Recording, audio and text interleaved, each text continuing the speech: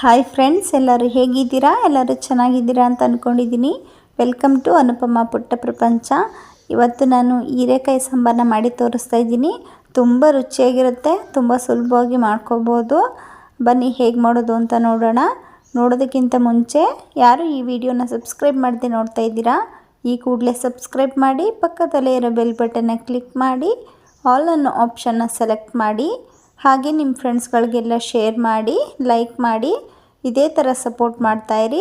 ಹಾಗಿದ್ರೆ ಬನ್ನಿ, ತಡ ಮಾಡೋದು ಬೇಡ, ಹೇಗೆ ಮಾಡೋದು ಅಂತ ನೋಡೋಣ. ನೋಡಿ, ಇಲ್ಲಿ ನಾನು ಒಂದು ಕುಕ್ಕರ್ನ ತೊಗೊಂಡಿದ್ದೀನಿ. ಅದಕ್ಕೆ 1 ಕಪ್ಪಷ್ಟು ತೊಗರಿಬೇಳೆನ ಹಾಕೋತಾ ಇದ್ದೀನಿ. ಹಾಗೆ ಅದರಲ್ಲಿ 1/4 ಕಪ್ಪಷ್ಟು ಹೆಸರುಬೇಳೆನ ಹಾಕೋತಾ ಇದ್ದೀನಿ. ಅದೇ ಸೇಮ್ ಕಪ್ಪಲ್ಲಿ ನೀವು ಪೂರ್ತಿ ತೊಗರಿಬೇಳೆನೇ ಹಾಕೋತೀನಿ ಅಂದರೆ ಹಾಕೋಬೋದು. ಎರಡು ಮಿಕ್ಸ್ ಮಾಡಿ ಹಾಕ್ಕೊಂಡ್ರೆ ಸಾಂಬಾರು ಟೇಸ್ಟು ತುಂಬ ಚೆನ್ನಾಗಿರುತ್ತೆ ಅಂತ 1/4 ಕಪ್ಪಷ್ಟು ಹೆಸರುಬೇಳೆನ ಹಾಕ್ಕೊಂಡಿದ್ದೀನಿ. ಇಲ್ಲ ನೀವು ಅರ್ಧ ಕಪ್ ತೊಗರಿಬೇಳೆ, ಅರ್ಧ ಕಪ್ ಹೆಸರುಬೇಳೆ ಹಾಕ್ಕೋಬೋದು. ಹಾಗೆ ಇಲ್ಲಿ ನಾನು ಎರಡೂ ಬೇಳೆನ ತೊಳ್ಕೊಂಡು ಬಂದಿದ್ದೀನಿ. ತೊಳ್ಕೊಂಡು ಬಂದು ನಾನಿಲ್ಲಿ ಒಂದು ಸೈಜ್ ಮೀಡಿಯಮ್ ಸೈಜ್ ಈರುಳ್ಳಿನ ಕಟ್ ಮಾಡಿ ಹಾಕೋತಾ ಇದ್ದೀನಿ. ಈ ಥರ ನಾವು ಬೇಯೋದಕ್ಕೂ ಹಾಕ್ಕೊಂಡ್ರೆ ಸಾಂಬಾರು ಟೇಸ್ಟು ಚೆನ್ನಾಗಿರುತ್ತೆ. ಹಾಗೆ ಒಂದು ಟೊಮೊಟೊ ಮೀಡಿಯಮ್ ಸೈಜದ್ದು ಹುಳಿ ಟೊಮೊಟೊ ಹಣ್ಣನ್ನು ಹಾಕ್ಕೊಂಡಿದ್ದೀನಿ. ಹಾಗೆ ಸ್ವಲ್ಪ ಒಂದು 1/4 ಟೀ ಸ್ಪೂನಷ್ಟು ಅರಿಶಿನ ಹಾಕ್ಕೊಂಡು ಬೇಳೆ ಬೇಯೋದಕ್ಕೆ ಎಷ್ಟು ನೀರು ಬೇಕೋ ಅಷ್ಟು ಹಾಕ್ಕೊಳ್ಳಿ. ಬೇಳೆ ಮೇಲೆ 1 ಇಂಚು 1.5 ಇಂಚಷ್ಟು ನೀರಿದ್ದರೆ ಸಾಕಾಗುತ್ತೆ, ತುಂಬ ಜಾಸ್ತಿ ನೀರನ್ನು ಹಾಕೋಬೇಡಿ. ಹಾಗೆ ಸ್ವಲ್ಪ 1 ಸ್ಪೂನಷ್ಟು ಎಣ್ಣೆನ ಹಾಕೋತಾ ಇದ್ದೀನಿ. ಎಣ್ಣೆನ ಹಾಕ್ಕೊಂಡು ಇದನ್ನು ಚೆನ್ನಾಗಿ ಬೇಳೆ ಬೇಯಬೇಕು. ಆ ಥರ ನೀವು ಒಂದು 3 ವಿಷಲು 4 ವಿಷಲು ಕೂಗಿಸ್ಕೊಳ್ಳಿ. ಬೇಳೆ ಬೇಯೋಷ್ಟರೊಳಗಡೆ ನಾವಿಲ್ಲಿ ಸಾಂಬಾರಿಗೆ ಒಗ್ಗರಣೆನ ಮಾಡ್ಕೊಳ್ಳೋಣ. ಇಲ್ಲಿ ನೋಡಿ, ನಾನು ಹೀರೆಕಾಯಿನ ಈ ಥರ ರೌಂಡಾಗಿ ಕಟ್ ಮಾಡಿ ತೊಗೊಂಡಿದ್ದೀನಿ. ಸ್ವಲ್ಪ ಚಿಕ್ಕದಾಗಿದ್ದರೆ ಹೀರೆಕಾಯಿ ಈ ಥರ ರೌಂಡದಾಗಿ ಕಟ್ ಮಾಡ್ಕೊಳ್ಳಿ. ಇಲ್ಲ ದಪ್ಪ ಸೈಜು ಹೀರೆಕಾಯಿ ಇದ್ದರೆ ನೀವು ಮಾಮೂಲಿ ಸ್ಕ್ವೇರ್ ಆಗಿನೂ ಸುದಾ ಕಟ್ ಮಾಡ್ಕೊಬೋದು. ನಿಮಗೆ ಯಾವ ಶೇಪಲ್ಲಿ ಸಾಂಬಾರಿಗೆ ತಿನ್ನೋದಕ್ಕೆ ಇಷ್ಟ ಆಗುತ್ತೆ ಆ ಥರ ಕಟ್ ಮಾಡ್ಕೊಳ್ಳಿ. ನಾನು ರೌಂಡಾಗಿ ಕಟ್ ಮಾಡಿ ಎತ್ತಿಟ್ಕೊಂಡಿದ್ದೀನಿ. ಸುಮಾರು ನಾನು 2 ಹೀರೆಕಾಯಿನ ಕಟ್ ಮಾಡಿ ಎತ್ತಿಟ್ಕೊಂಡಿದ್ದೀನಿ. ಈಗ ಒಗ್ಗರಣೆಗೆ ನಾನು ಒಂದು ಕಡಾಯಿಗೆ ಎಣ್ಣೆನ ಹಾಕ್ಕೊಂಡು, ಎಣ್ಣೆ ಕಾದ ನಂತರ ಸಾಸಿವೆ ಬೆಳ್ಳುಳ್ಳಿನ ಜಜ್ಜಿಬಿಟ್ಟು ಹಾಕೋತಾ ಇದ್ದೀನಿ. ಜಜ್ಜಿಬಿಟ್ಟು ಹಾಕ್ಕೊಂಡು ಬೆಳ್ಳುಳ್ಳಿ ಸ್ವಲ್ಪ ಕಲರ್ ಚೇಂಜ್ ಆಗಬೇಕು, ಆ ಥರ ಫ್ರೈ ಮಾಡ್ಕೊಳ್ಳಿ. ಆಮೇಲೆ ನೀವು ಒಣಮೆಣ್ಸಿನ್ಕಾಯಿ ಕರಿಬೇವಿನ ಸೊಪ್ಪನ್ನ ಹಾಕ್ಕೊಳ್ಳಿ. ಇಲ್ಲಾಂದರೆ ಬೇಗ ಸೀದೋಗ್ಬಿಡುತ್ತೆ ಒಣಮೆಣ್ಸಿನ್ಕಾಯಿ ಕರಿಬೇವಿನ ಸೊಪ್ಪು. ಹಾಗಾಗಿ ನಾನು ಲೋ ಫ್ಲೇಮಲ್ಲೇ ಇಟ್ಕೊಂಡು ಸ್ವಲ್ಪ ಬೆಳ್ಳುಳ್ಳಿ ಕಲರ್ ಚೇಂಜ್ ಆದಮೇಲೆ ಒಣಮೆಣ್ಸಿನ್ಕಾಯಿ ಕರಿಬೇವಿನ ಸೊಪ್ಪನ್ನ ಹಾಕೋತಾ ಇದ್ದೀನಿ. ಹಾಗೆ ಒಂದು ಮೀಡಿಯಮ್ ಸೈಜು ಈರುಳ್ಳಿನ ಈ ಥರ ಚಿಕ್ಕದಾಗಿ ಕಟ್ ಮಾಡಿ ಹಾಕೋತಾ ಇದ್ದೀನಿ. ನೀವು ಉದ್ದುದಕ್ಕೂ ಕಟ್ ಮಾಡಿ ಹಾಕೋತೀನಿ ಅಂದರೆ ಹಾಕೋಬೋದು. ಸಾಂಬಾರ್ಗೂ ನಾನು ಬೇಳೆ ಬೇಯೋದಕ್ಕೆ ಆವಾಗಲೂ ನಾನು ಈರುಳ್ಳಿನ ಹಾಕ್ಕೊಂಡಿದ್ದೀನಿ. ನೋಡಿಕೊಂಡು ನೀವು ಹಾಕ್ಕೊಳ್ಳಿ ಈರುಳ್ಳಿನ.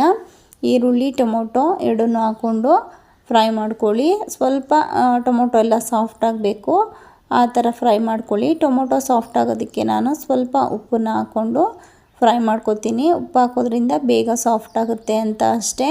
ಟೊಮೊಟೊ ಹಣ್ಣನ್ನು ನೀವು ಬೇಯೋದಕ್ಕೆ ಬೇಕಾದರೂ ಹಾಕೋಬೋದು ಫುಲ್ಲು, ಇಲ್ಲ ಈ ಥರ ಫ್ರೈ ಮಾಡಿನೂ ಸುದಾ ಹಾಕೋಬೋದು. ನಾನು ಬೇಯೋದಕ್ಕೆ ಒಂದೇ ಒಂದು ಟೊಮೊಟೊ ಹಾಕ್ಕೊಂಡಿದ್ದೀನಿ. ಫ್ರೈ ಮಾಡೋದಕ್ಕೆ 2 ಟೊಮೊಟೊ ಹಾಕ್ಕೊಂಡಿದ್ದೀನಿ.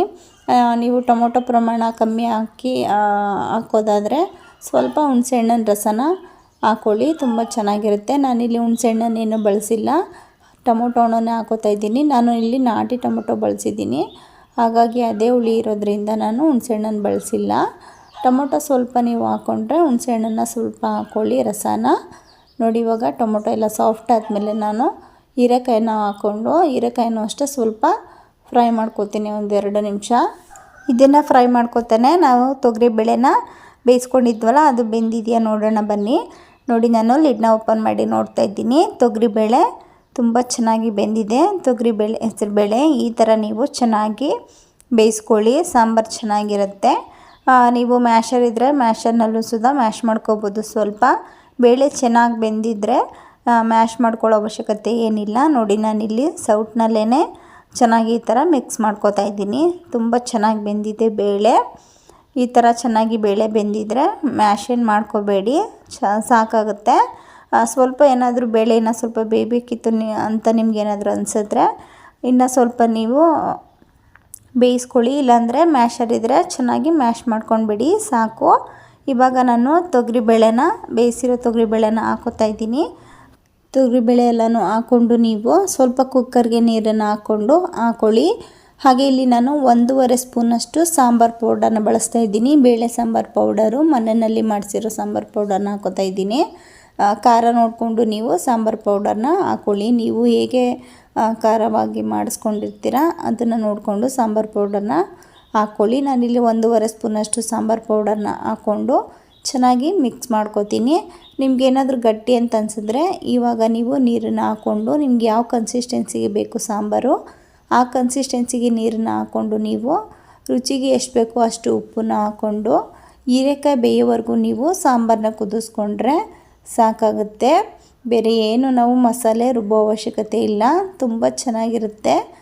ಇವಾಗ ನೋಡಿ ನೀರನ್ನು ಹಾಕ್ಕೊಂಡು ನಾನು ಚೆನ್ನಾಗೆಲ್ಲ ಮಿಕ್ಸ್ ಮಾಡ್ಕೊಂಡಿದ್ದೀನಿ. ನಾನು ಈ ಕನ್ಸಿಸ್ಟೆನ್ಸಿನಲ್ಲಿ ಮಾಡ್ಕೊಂಡಿದ್ದೀನಿ. ನಾವು ಬೇಳೆ ಕಟ್ಟನ್ನು ಹಾಕಿರೋದ್ರಿಂದ ಸಾಂಬಾರು ಬೆಂದಮೇಲೆ ಇನ್ನು ಸ್ವಲ್ಪ ಗಟ್ಟಿಯಾಗುತ್ತೆ.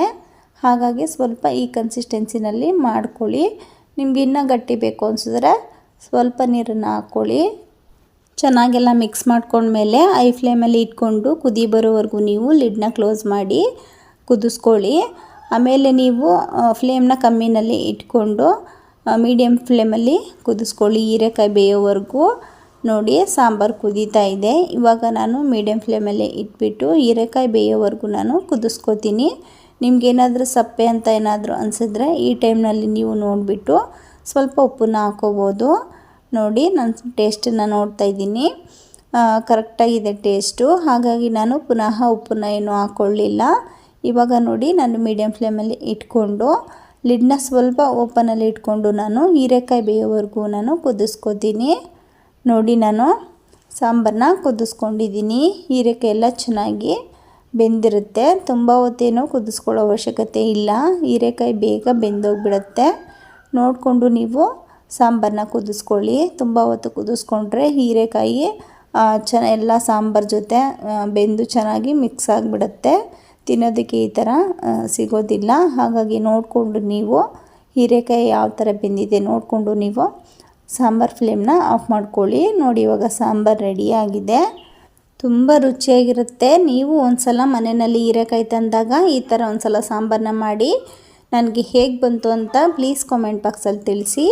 ಹಾಗೆ ನಿಮಗೆ ಈ ಹೀರೆಕಾಯಿ ಸಾಂಬಾರು ರೆಸಿಪಿ ಇಷ್ಟ ಆದರೆ ಪ್ಲೀಸ್ ಸಬ್ಸ್ಕ್ರೈಬ್ ಮಾಡಿ, ಪಕ್ಕದಲ್ಲೇ ಇರೋ ಬೆಲ್ ಬಟನ್ನ ಕ್ಲಿಕ್ ಮಾಡಿ, ಆಲ್ ಅನ್ನೋ ಆಪ್ಷನ್ನ ಸೆಲೆಕ್ಟ್ ಮಾಡಿ. ಹಾಗೆ ನಿಮ್ಮ ಫ್ರೆಂಡ್ಸ್ಗಳಿಗೆಲ್ಲ ಶೇರ್ ಮಾಡಿ, ಲೈಕ್ ಮಾಡಿ. ಇದೇ ಥರ ಸಪೋರ್ಟ್ ಮಾಡ್ತಾಯಿರಿ. ಹಾಗೆ ನಿಮಗೆ ಯಾವುದೇ ರೆಸಿಪಿ ವಿಡಿಯೋ ಬೇಕು ಅಂದರೂ ನನಗೆ ಕಾಮೆಂಟ್ ಬಾಕ್ಸಲ್ಲಿ ತಿಳಿಸಿ, ನಾನು ನಿಮಗೆ ಮಾಡಿ ತಿಳಿಸ್ತೀನಿ. ಇದೇ ತರಹ ನೆಕ್ಸ್ಟ್ ರೆಸಿಪಿ ವಿಡಿಯೋದೊಂದಿಗೆ ಸಿಗೋಣ. Thanks for watching. Bye friends.